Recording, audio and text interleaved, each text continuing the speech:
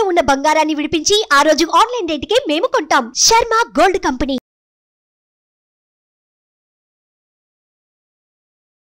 శ్రీమాత్రే నమః. సద్గురు జ్యోతిషాలయం నుంచి ఈ యొక్క జూన్ నెల ద్వాదశ రాశులకి గోచార రీత్యా రాశి ఫలితాలు ఎలా ఉన్నాయి అనేది మనం తెలుసుకోబోతున్నాం. ప్రతి ఒక్కరికి జాతకం అంటే ఒక క్యూరియాసిటీ. నాకు ఈ నెల ఎలా ఉంటుంది, ఆరోగ్యంగా బాగుంటానా, ఆర్థికంగా బాగుంటానా, నాకు వివాహం అవుతుందా, సంతానం అవుతుందా, ఉద్యోగం ఉంటుందా, ఉద్యోగం పోతుందా, ఈ క్రైసిస్ ఉంది కదా, వ్యాపారం ఎలా ఉంది, రాజకీయంగా నేను బాగుపడనా, ఇలా ఎన్నో ప్రశ్నలతో సతమతమడే ఈ 12 రాశుల వాళ్ళకందరికీ కూడాను ఈ నెల మీ యొక్క రాశి గుణాలు ఎలా ఉన్నాయి, తర్వాత గ్రహాలన్నీ కూడా ఎలా ఉన్నాయి అని కూడా చెప్పబోతున్నాం. జ్యోతిషాస్త్రరీత్యా ద్వాదశ రాశుల్లో 7వ రాశి అయినటువంటి తులారాశి మిత్రులారా, మీరు చిత్తా నక్షత్రం 3, 4 పాదములు, స్వాతి నక్షత్రం 1, 2, 3, 4 పాదములు, విశాఖ నక్షత్రం 1, 2, 3 పాదాలకు జన్మించిన మీరు తులారాశి వారిగా పరిగణించబడుతున్నారు. ఈ జూన్ నెల మీకు శుభాశుభ ఫలితాలు ఎలా ఉన్నాయి, ముందు గ్రహస్థితి ఎలా ఉందో చూస్తాం.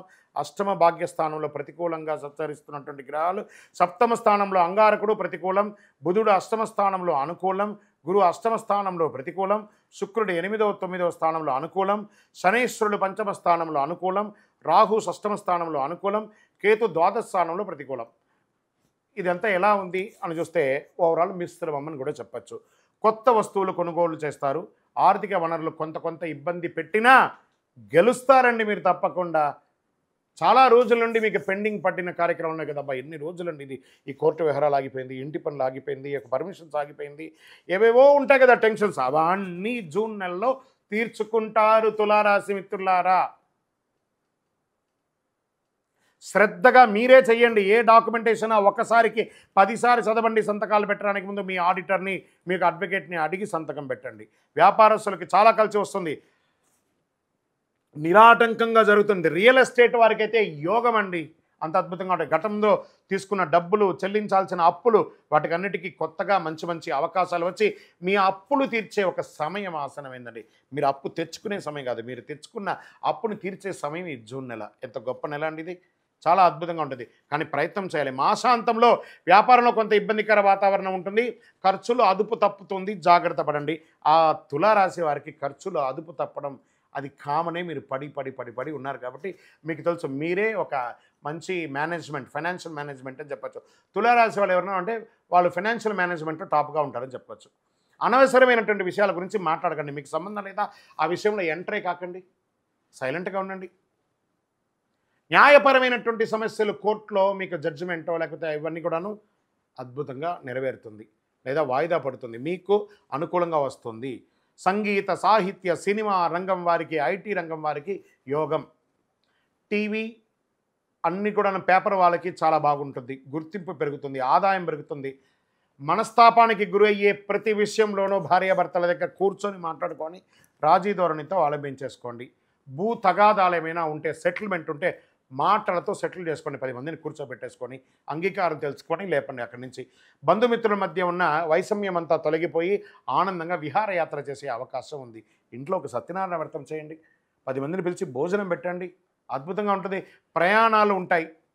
అష్టమ భాగ్యస్థానంలో సూర్యుని యొక్క కారణంగా శారీరకంగా ఏదో ఒక శస్త్రచికిత్స మాత్రం ఉంది, జాగ్రత్త.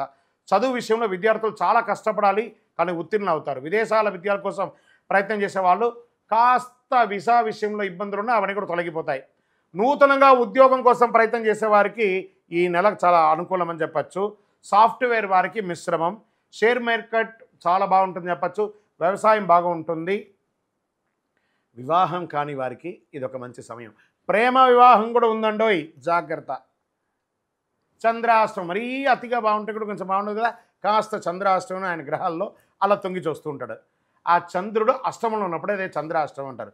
జూన్ 5, 6, 2024 4:14 ఉదయం నుండి 7, 6, 2024 7:56 ఉదయం వరకు చంద్రాష్టమం ఉంటుంది. ఈ 2.5 రోజులు జాగ్రత్త. వాహనం నడిపేటప్పుడు, సంతకాలు పెట్టేటప్పుడు, ఇతరులతో మాట్లాడేటప్పుడు జాగ్రత్త సుమి. Lucky number 7.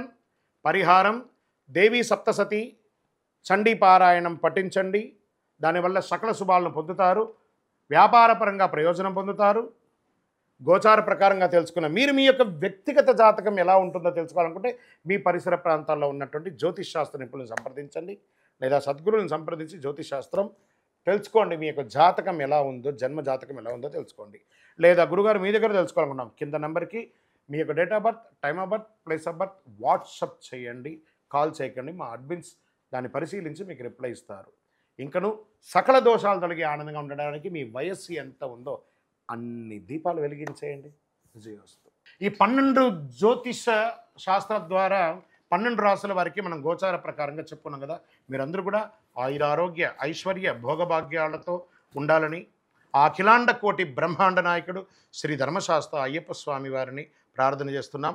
మీరు తిరుపతికి వచ్చినప్పుడు మనము జీవకోన అనే ప్రాంతంలో కపిలి తీర్థానికి దగ్గరలో బ్రహ్మశ్రీ డాక్టర్ చంద్రమౌళి గురుస్వామి గారు అయ్యప్ప స్వామి వారికి 18 అవతారముల దేవాలయాన్ని నిర్మించి సమాజానికి అంకితం ఇచ్చున్నారు. ఆ దేవాలయంలో అడుగు పెట్టాలంటే పూర్వజన్మ సుకృతం ఉండాలి. అలాంటి అద్భుతమైనటువంటి దేవాలయాన్ని మీరందరూ వచ్చి దర్శనం చేసుకోవాలని కోరుకుంటున్నాం. మీకోసం, మీ యొక్క యోగక్షేమం కోసం ఎప్పుడూ ప్రార్థన చేస్తూ ఉంటాం. వందే మాతరం, వందే మాతరం, వందే మాతరం. చంద్రమౌళి వెంకటేష్ శర్మ. సుమన్ టీవీలో మీ పర్సనల్ అండ్ బిజినెస్ ప్రమోషన్స్ కోసం కింది నెంబర్కి కాంటాక్ట్ చేయండి.